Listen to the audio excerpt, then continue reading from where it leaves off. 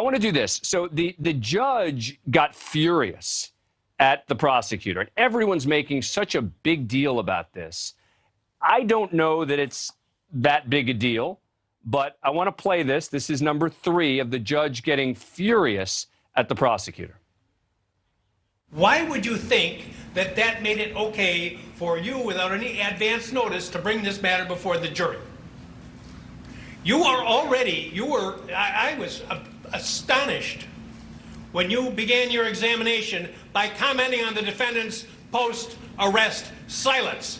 That's basic law. It's been basic law in this country for 40 years, 50 years. I have no idea why you would do something like that. And it gives, well, I'll leave it at that. So I don't know what you're up to. All right, so Julie, obviously everyone was making a big deal because, when you hear a judge yelling at a lawyer, everyone, oh, well, but in the end, I don't think it even matters. I mean, do you?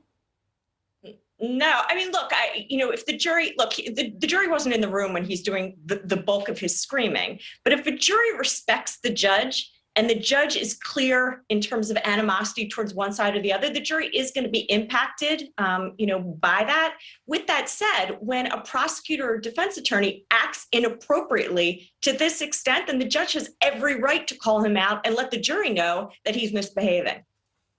Yeah. And I think it's clear that, look, I think the prosecution's getting desperate is what I think happened.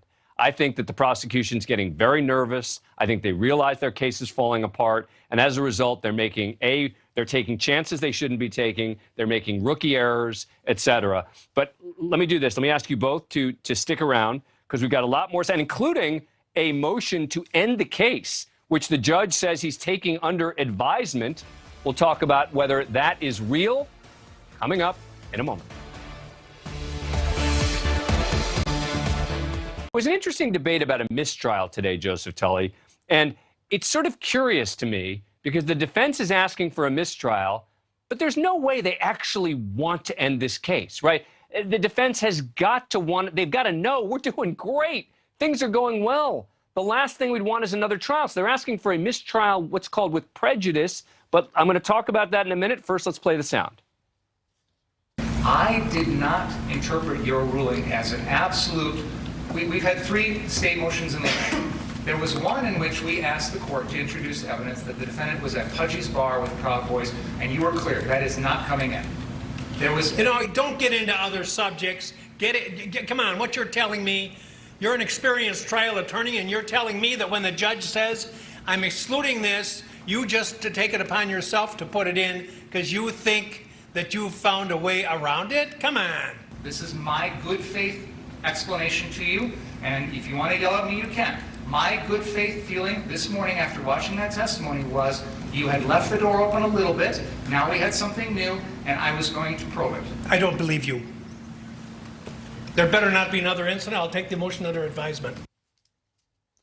All right, so Joseph Tully, I got asked by a lot of people who aren't lawyers, wow, it's taking it under advisement. What does it mean? Yeah, the reality, it means he's not doing it, but if they do it again, what?